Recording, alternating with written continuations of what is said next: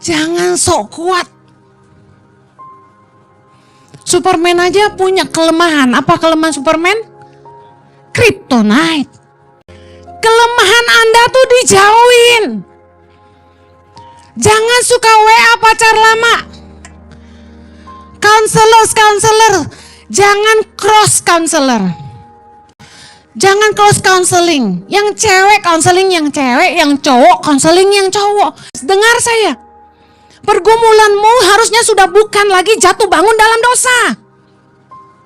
No. Kamu udah ngerti kebenaran dan kamu sudah mengerti kasih karunia. Pertanyaan saya, kenapa kita bisa?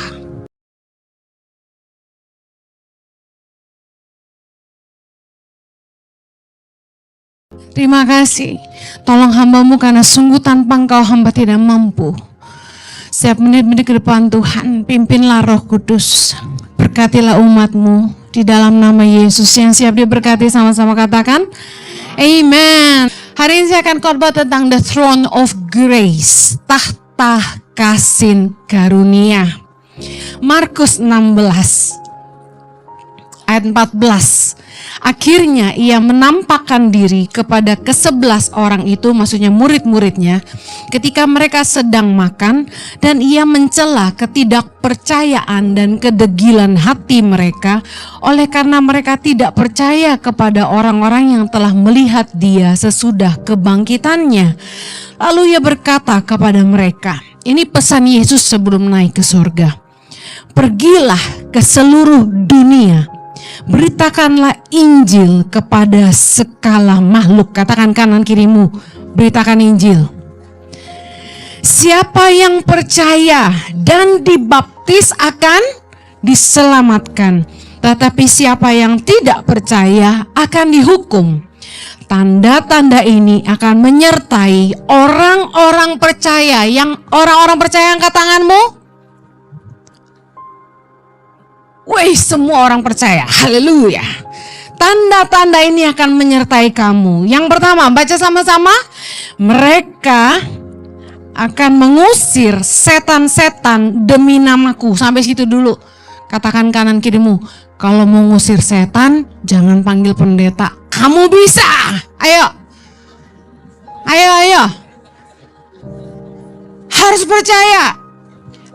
Katakan, saya diberi kuasa untuk mengusir setan. 3, 2, 1. Mereka akan berbicara dalam bahasa-bahasa yang baru bagi mereka. Bahasa roh maksudnya. Mereka akan memegang ular. Yang suka pegang ular, angkat tangan. Tapi saya mau bilang ini, ayat ini bukan berarti Anda sengaja cari ular dan Anda pegang. Nanti Anda dipatuk dan mati. Dan jangan kecewa sama Tuhan ya. Sekalipun mereka minum racun maut, mereka tidak akan mendapat celaka. Jangan juga cari racun dan minum untuk menguji ayat ini. Jangan mencobai Tuhan. Katakan kanan kirimu, jangan mencobai Tuhan. Amin. Dan mereka akan meletakkan tangannya atas orang sakit dan orang itu akan sembuh. Banyak orang percaya yang percaya kalau kamu menumpangkan tangan atas orang sakit, mereka sembuh. Angkat tanganmu. Katakan, aku punya kuasa untuk mengusir setan dan menyembuhkan orang yang sakit di dalam nama Yesus. Ayat 19 kita baca sama-sama. Sesudah Tuhan Yesus berbicara demikian kepada mereka, terangkatlah ia ke sorga, lalu duduk di sebelah kanan Allah Bapa. Gambarannya kurang lebih seperti ini. Dikatakan di ayat ini bahwa ketika Yesus terangkat ke sorga, ia duduk di sebelah kanan Allah Bapa. Dalam beberapa ayat dikatakan juga dalam Matius 26 ayat 64, Markus 14 ayat 62, Markus 16 ayat 19, Lukas 22 ayat 69, Yesus yang naik ke sorga duduk di sebelah kanan tahta Allah Bapa. Yang percaya katakan amin. Nah, saya mau bilang ini, inilah yang membuat tahta Allah Bapa menjadi tahta kasih karunia bagi kita. Kenapa? Mari kita lihat Ibrani 4 ayat 14 sampai ke 16. Kita baca sama-sama. Karena kita sekarang mempunyai imam besar agung yang telah melintasi semua langit, yaitu Yesus Anak Allah. Baiklah kita teguh berpegang pada pengakuan iman kita. Ayat 15. Sebab imam besar yang kita punya bukanlah imam besar yang tidak dapat turut merasakan kelemahan-kelemahan kita. Sebaliknya, sama dengan kita, ia telah dicobai, hanya tidak berbuat dosa. Ayat 16. Sebab itu, marilah kita dengan penuh keberanian menghampiri tahta kasih karunia, supaya kita menerima rahmat dan menemukan kasih karunia untuk mendapat pertolongan kita pada waktunya. Tahta kasih karunia adalah tahta di mana Yesus duduk di sebelah kanan Allah Bapa, menjadi pembela bagi kita. Umat tebusannya yang percaya kepadanya dan beroleh kasih karunia pengampunan dosa. Roma 8 ayat 33. Siapakah yang akan menggugat orang-orang pilihan Allah? Allah yang membenarkan mereka? Siapakah yang akan menghukum mereka? Kristus Yesus yang telah mati, bahkan lebih lagi yang telah bangkit, yang juga duduk di sebelah kanan Allah, yang malah menjadi pembela bagi kita. Katakan, Yesus pembelaku. Kalau Anda bayangkan, ada fotonya ya, ada gambar image, Anda perhatikan ini. Jadi di tahta kerajaan sorga, Yesus menjadi pembela bagi kita. Ketika setiap kita nanti dipanggil Tuhan, kita seringkali baca di firman Tuhan, kita akan menghadapi tahta pengadilan Tuhan. Dan saya bayangkan di situ, karena saya belum pernah mati, saya bayangin. Ada iblis yang mendakwa kita atas segala dosa-dosa kita. Karena dia berebutan warga. Dia pengen bawa kita ke kerajaan neraka. Dan dia berdiri di situ untuk mendakwa kita atas segala dosa. Saya pernah dengar katanya di tahta itu hidup kita kayak film diputer, katanya gitu. Katanya. Kemudian saya bayangkan Yesus, dikatakan firman Tuhan dalam Roma 8 ayat 34, yang duduk di sebelah kanan Allah menjadi pembela kita. Saya bayangkan di situ Yesus berdiri dan membela kita, umat yang percaya kepadanya. Di situ Yesus menghapus segala tuduhan dan hukuman atas segala dosa dan pelanggaran kita dengan darahnya. Anda harus tahu bahwa di dalam hukum Taurat, orang-orang yang najis itu disucikan harus dengan darah.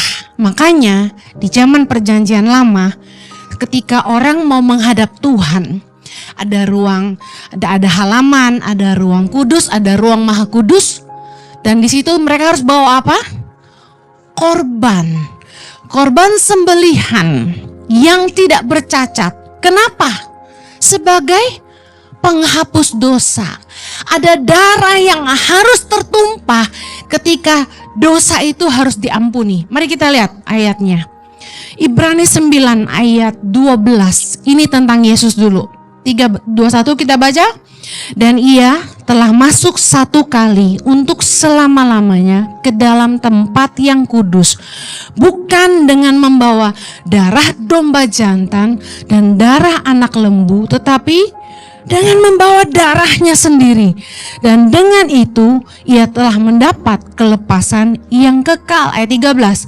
Sebab jika darah domba jantan dan darah lembu jantan dan percikan abu lembu muda menguduskan mereka yang najis, sehingga mereka disucikan secara lahiriah. 14. Betapa lebihnya darah Kristus yang oleh roh yang kekal telah mempersembahkan dirinya sendiri kepada Allah sebagai persembahan yang tak bercacat, akan menyucikan hati nurani kita dari perbuatan yang sia-sia, supaya kita dapat beribadah kepada Allah yang hidup. Ayat 15. Karena itu ia adalah pengantara dari suatu perjanjian yang baru, supaya mereka yang telah terpanggil dapat menerima bagian kekal yang dijanjikan, sebab ia telah mati untuk menebus pelanggaran-pelanggaran yang telah dilakukan selama perjanjian pertama. Kita lompat ke ayat 22. Dan hampir segala sesuatu disucikan menurut hukum Taurat dengan apa? Darah, dan tanpa penumpahan darah tidak ada pengampunan. Ulangi, tanpa penumpahan darah tidak ada pengampunan. Lihat, di dalam hukum Taurat, semua orang yang berdosa harus membawa korban supaya ada darah yang tertumpah untuk pengampunan dosa. Dikatakan gini, Yesus menjadi pengantara dari satu perjanjian yang baru, yang artinya gini, karena Yesus telah berkorban bagi kita, kita udah gak perlu lagi pengantara kepada Bapa.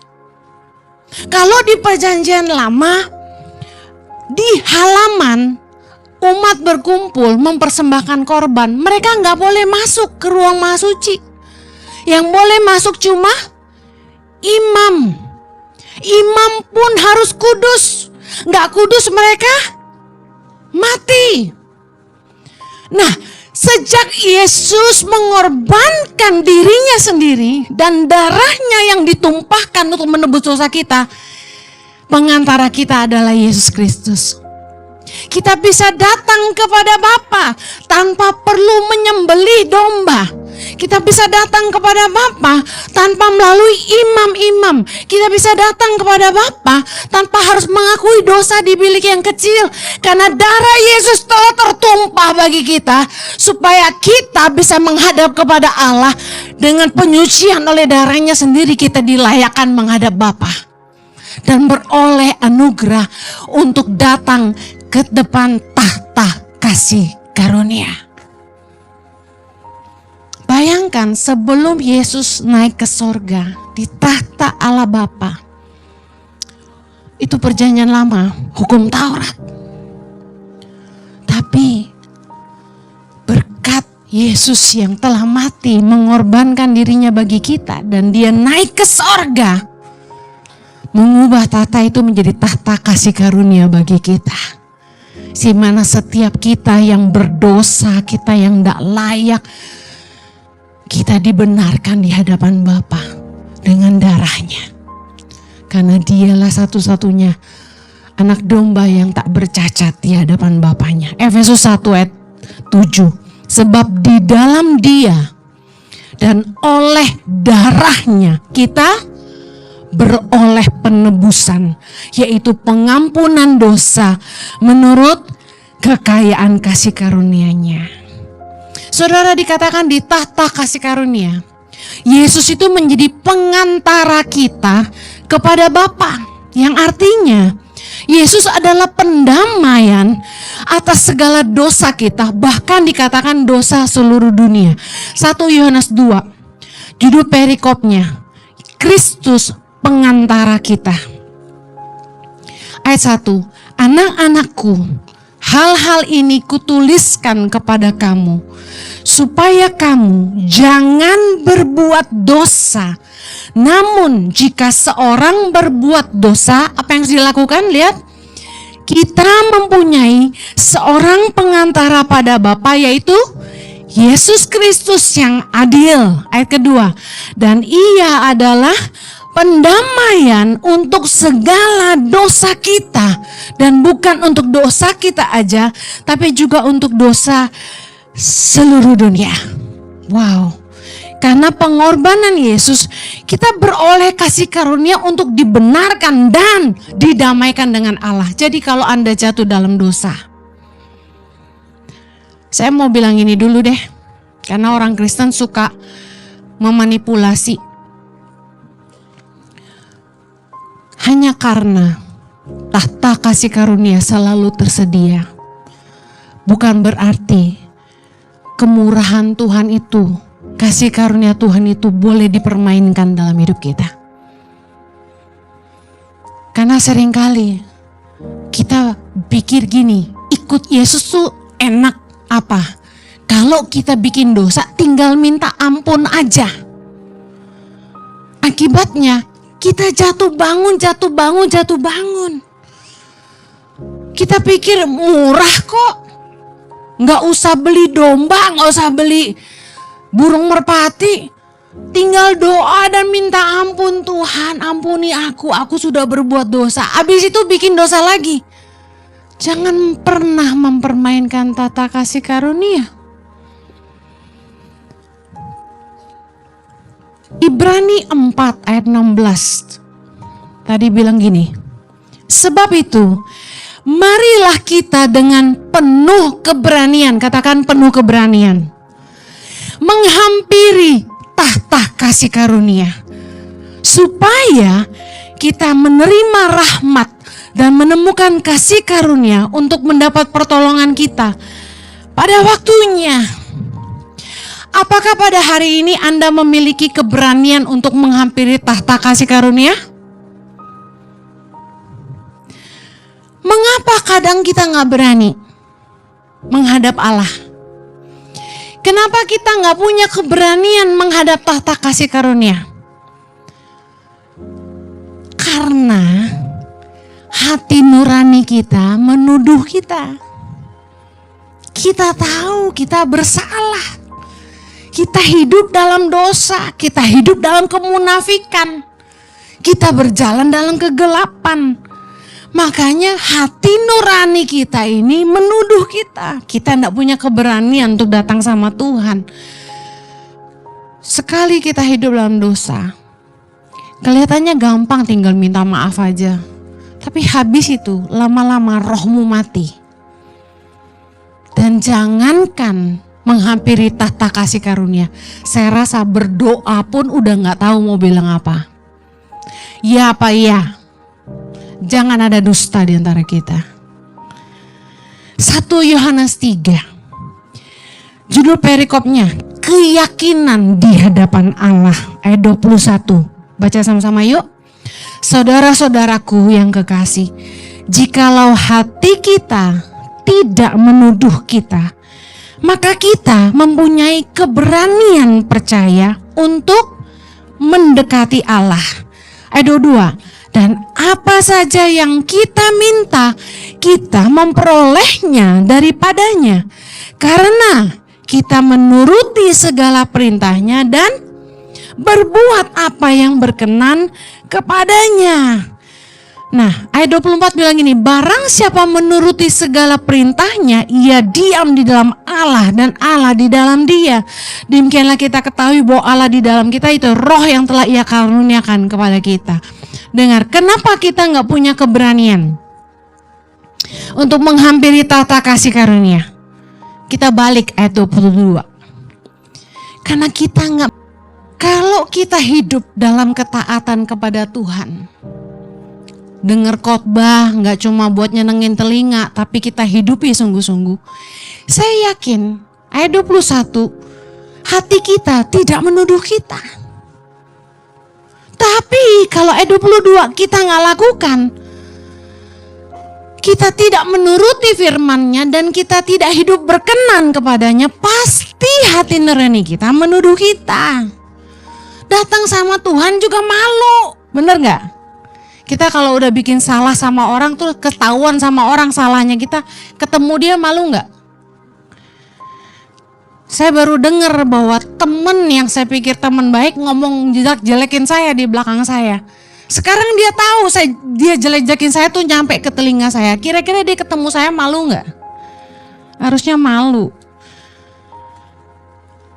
Kalau kita mau punya keberanian untuk menghampiri tahta kasih karunia, jangan sampai hati kita menuduh kita. Mari hidup taat kepada Tuhan dan pastikan hidup kita berkenan kepada Tuhan.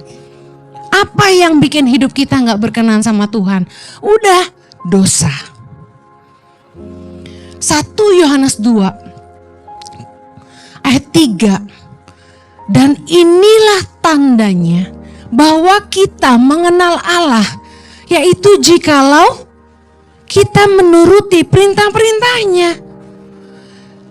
Tandanya orang yang kenal Tuhan sungguh-sungguh tuh gini, dia hidup dalam ketaatan akan firman Allah. Gak ada ukuran lain. Anda jangan percaya pendeta pakai dasi. Anda jangan percaya orang-orang agamawi yang kelihatan agamawi, yang paling rajin ke gereja, paling hafal firman Tuhan, paling rajin puasa. Saya mau kasih tahu, itu gak jaminan. Tanda orang mengenal Allah, dia hidup dalam ketaatan. Sesimpel itu. Barang siapa berkata, aku mengenal dia, tapi dia tidak menuruti perintahnya, ia adalah seorang pendusta. Dan di dalamnya tidak ada kebenaran. Sebagai orang-orang yang sudah menerima kasih karunia, pengampunan dosa dari Yesus Kristus. Dan sebagai orang-orang yang sudah mengerti kebenaran, harusnya pergumulan hidup kita itu sudah bukan lagi tentang jatuh bangun dalam dosa. Naik level dikit dong. Pemimpin, pelayan Tuhan, pengerja volunteer full time di ICI, hamba-hamba Tuhan, pastors, dengar saya. Pergumulanmu harusnya sudah bukan lagi jatuh bangun dalam dosa. No, kamu udah ngerti kebenaran dan kamu sudah mengerti kasih karunia. Pertanyaan saya, kenapa kita masih sering jatuh bangun dalam dosa? Karena kita hidup dalam kemunafikan. Kita hidup dalam kegelapan. Bisa. Loh Bu Heni, emangnya bisa hidup tanpa dosa? Bisa. Ibrani 4 ayat 15. Sebab imam besar yang kita punya bukanlah imam besar yang tidak dapat turut merasakan kelemahan-kelemahan kita. Sebaliknya sama dengan kita. Ia siapa yang telah dicobai? Yesus. Hanya tidak berbuat dosa. Yesus itu pernah hidup sebagai manusia. Dikatakan dia turut merasakan kelemahan-kelemahan kita. Tahu nggak, di asrama Putra Tangan Pengharapan saya bikin ruang fitness supaya nggak usah bayarin anak pergi fitness. Boncos kan? Kenapa saya mikir anak cowok butuh fitness? Karena mereka butuh penyaluran. Yang paham katakan amin. Makanya jangan sengaja nonton film porno. Jangan dicari godaan tuh. Kita doa, Tuhan jauhkanlah kami dari segala pencobaan. Jauhkan kami dari segala yang jahat. Tapi kita buka situs porno, website porno. Ya ampun. Kamu mencobai dirimu sendiri. Udah tahu gak boleh selingkuh. Tapi ngajak teman kantor, pulang bareng yuk. Aduh, kesetrum bos. Terus kalau menatap tuh, jangan lama-lama, bahaya. Ada tatapan cinta dan dalam di sana. Percaya deh, saya kalau natap orang gak mau lama-lama. Bahaya. Dari mata ke mata turun ke hati. Kalau suami saya mulai menatap wanita lain lama-lama, gue langsung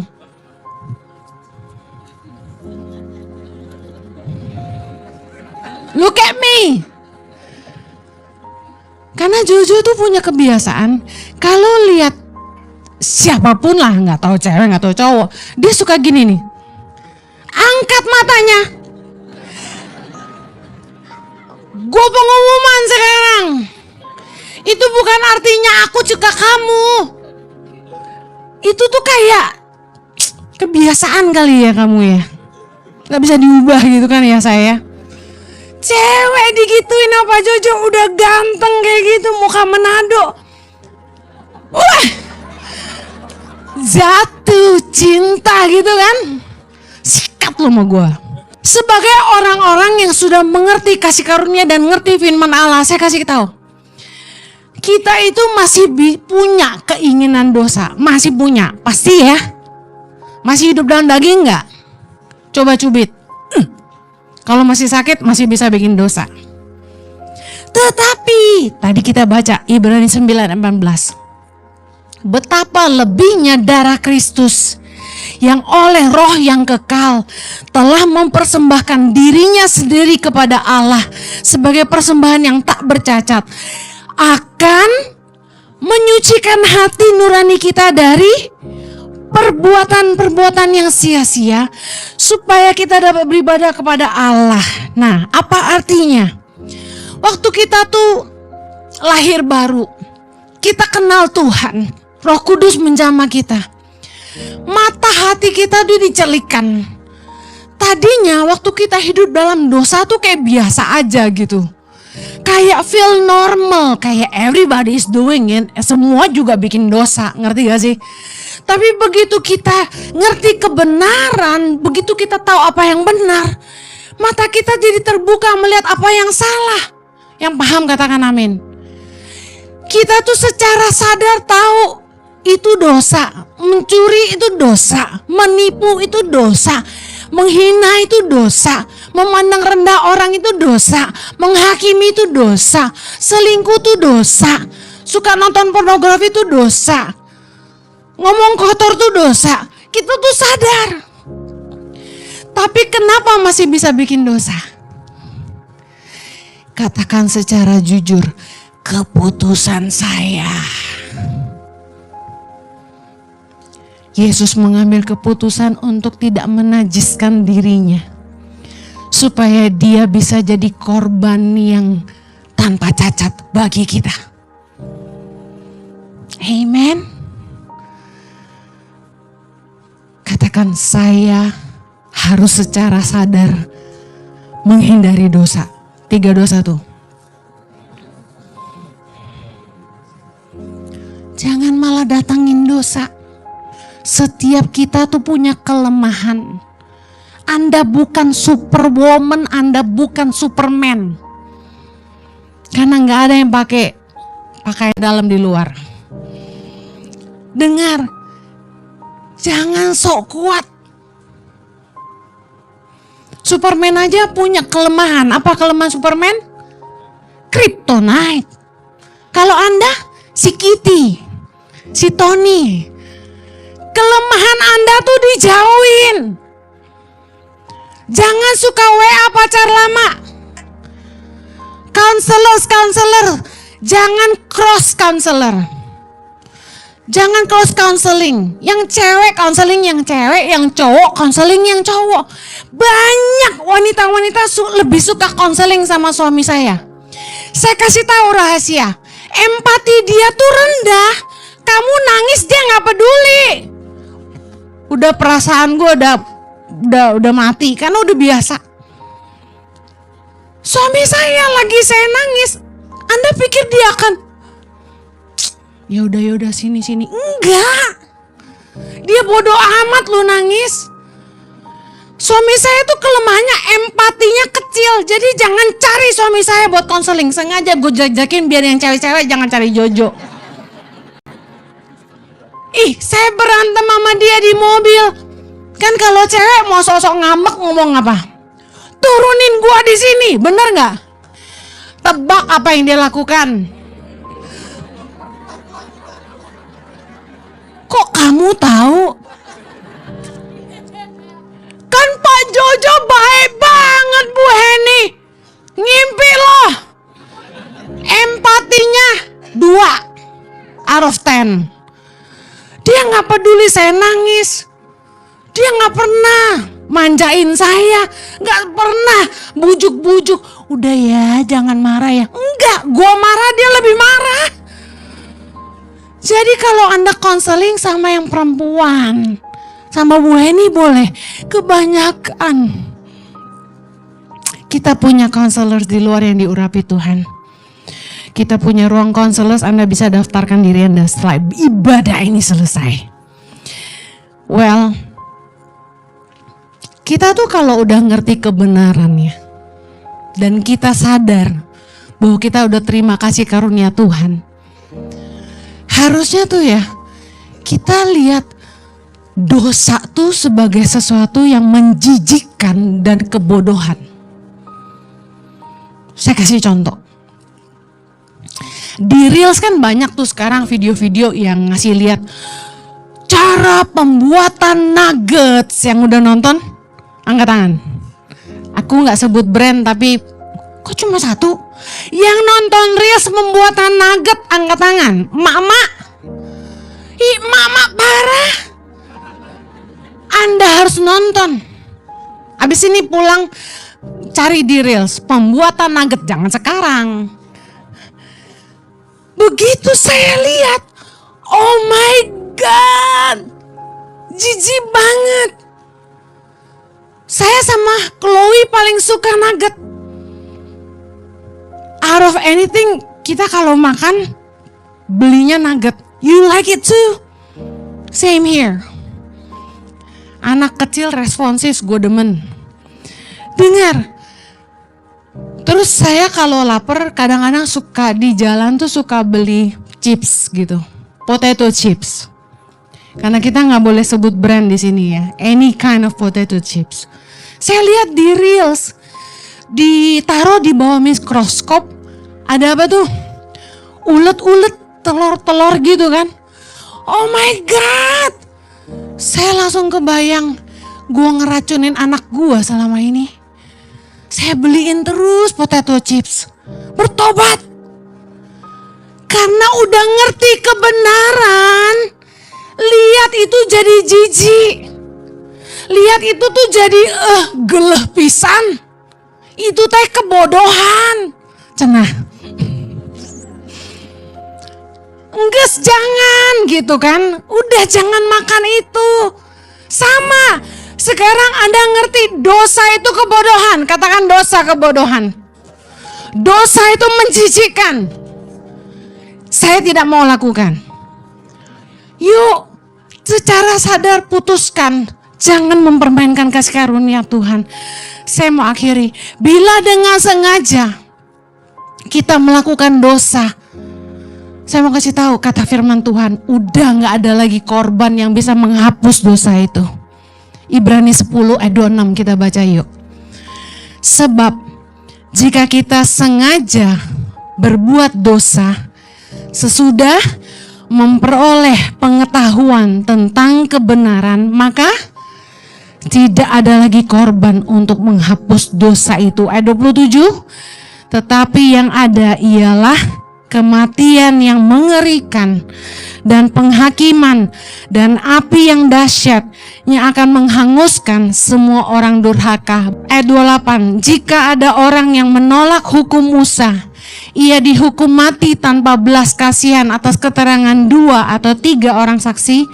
Ayat 29, betapa lebih beratnya hukuman yang harus dijatuhkan atas dia yang menginjak-injak anak Allah, yang menganggap najis darah perjanjian, yang menguduskannya, dan yang menghina roh kasih karunia. Iya boleh, thank you. Thank you. Ini penting banget. Jangan sengaja bikin dosa. Yesus mati buat kita supaya kita bisa punya tahta kasih karunia, di mana dia berdiri di kanan Allah Bapa untuk menjadi pembela kita. Katakan amin.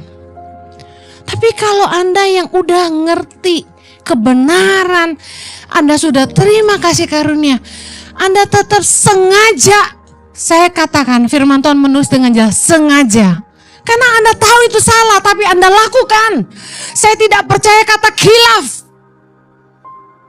Anda sengaja lakukan kata firman Tuhan. Udah gak ada lagi ampun. Udah gak ada lagi korban untuk menghapus. Anda pilih Anda mau ngikutin dagingmu sendiri? Anda mau ngikutin hawa nafsumu sendiri dan berakhir dalam maut dan kematian? Atau Anda memilih untuk datang ke tahta kasih karunia Tuhan dan minta Tuhan mengampuni kita? Karena orang yang menginjak-injak anak Allah, yang menganggap najis darah perjanjian yang menguduskan, darahnya sendiri menguduskan kita, dengan berbuat dosa lagi, kita menginjak-injak anak Allah dan menganggap najis darah perjanjian yang menguduskan kita. Yang mengerti katakan amin.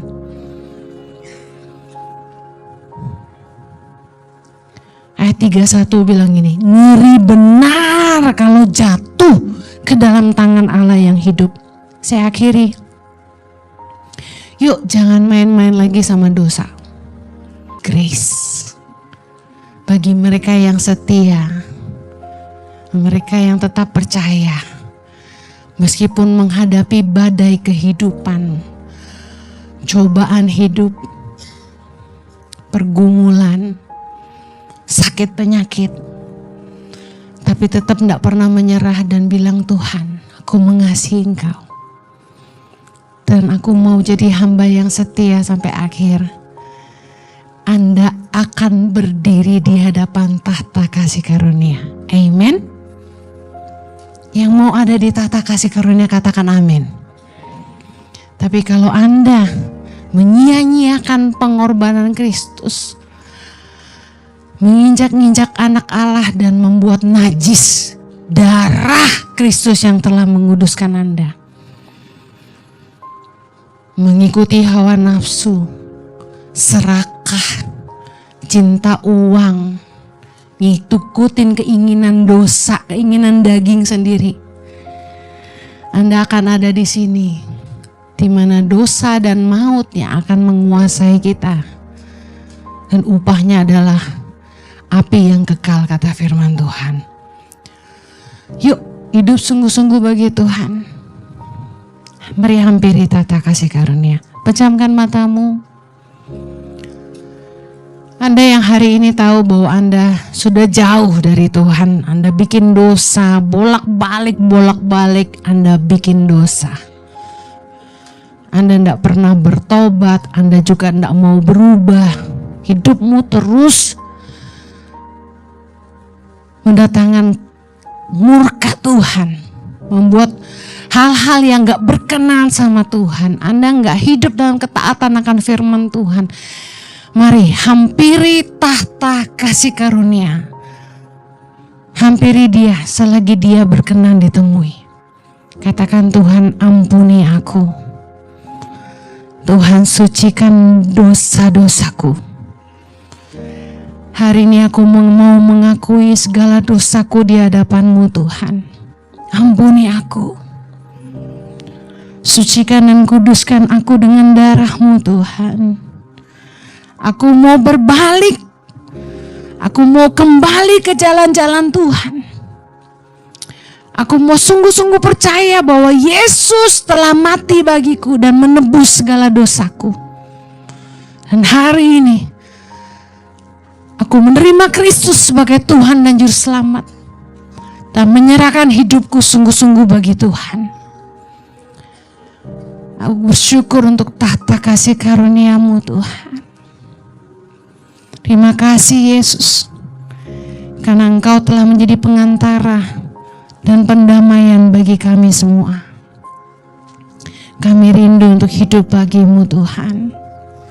We live for You alone, Lord. Kami percaya kasih karunia-Mu masih tersedia bagi setiap kami. Di dalam nama Yesus yang diberkati Tuhan dan mau sungguh-sungguh hidup bagi Tuhan, katakan amen. Tuhan memberkati. God bless you. See you Sunday.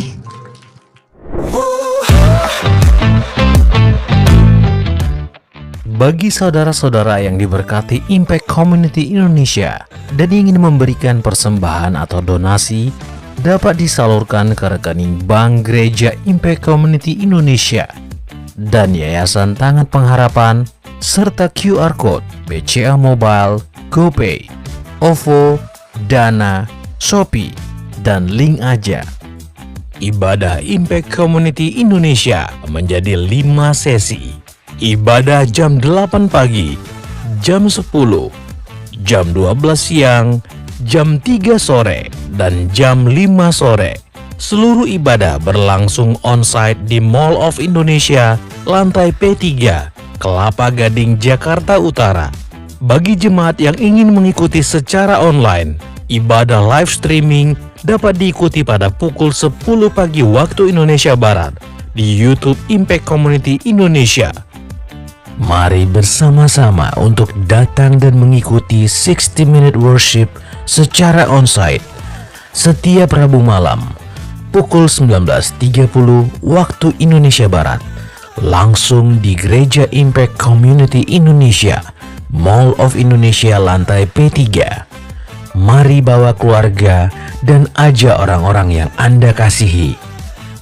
Impact Community Indonesia Friday Service, ibadah setiap hari Jumat yang ditayangkan secara online pukul 19 waktu Indonesia Barat. Ibadah Saturday Service, ibadah Sabtu Impact Community Indonesia ditayangkan online setiap Sabtu pukul 19 waktu Indonesia Barat di YouTube Impact Community Indonesia. Setiap ibadah online Impact Community Indonesia sudah tersedia subtitle dalam bahasa Indonesia, bahasa Inggris, dan Mandarin. Anda dapat mengaktifkan dengan klik tombol CC atau closed caption pada layar Anda. Spesial bagi kaum muda, ibadah Impact Youth pukul 17 waktu Indonesia Barat di Mall of Indonesia lantai P3. Bagi jemaat di luar kota Jakarta dapat menyaksikan ibadah youth secara online di YouTube Impact Community Indonesia. Bagi Anda yang ingin tahu lebih banyak tentang firman Tuhan, dapat bergabung dalam Bible Study Impact Community Indonesia melalui virtual setiap 2 minggu sekali pada hari Sabtu pukul 9 pagi waktu Indonesia Barat. Pendaftaran ini gratis dan dapat dilakukan dengan mengisi form registrasi melalui scan QR Code atau dapat menghubungi nomor yang tertera di layar Anda. Saksikan Menabur Cinta untuk Indonesia setiap Sabtu jam 11 waktu Indonesia Barat di YouTube Tangan Pengharapan.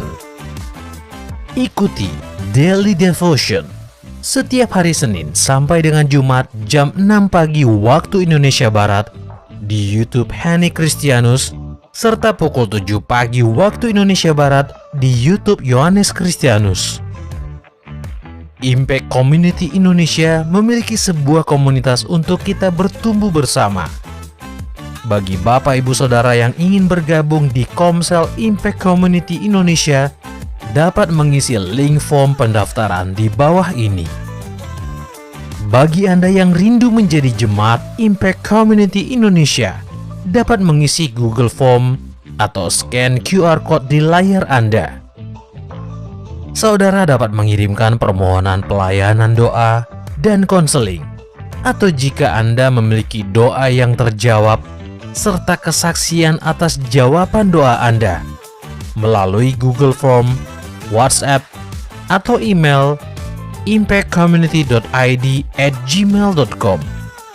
Bagi Anda yang rindu untuk dibaptis, Anda dapat mendaftarkan diri Anda dengan scan QR Code yang ada di layar kaca atau menghubungi kami di 0811 9777 745. Tangan Pengharapan memproduksi merchandise Positive by YTP dan batik Tangan Pengharapan untuk menolong pendidikan anak-anak pedalaman Indonesia. Pembelian dapat dilakukan di online store Tangan Pengharapan, di Tokopedia, Shopee, dan WhatsApp merchandise Tangan Pengharapan di 0813 1100 5568. Temukan dan ikuti media sosial kami di YouTube dan Instagram Impact Community Indonesia. Kesempatan berdampak. 1 semester telah berlalu.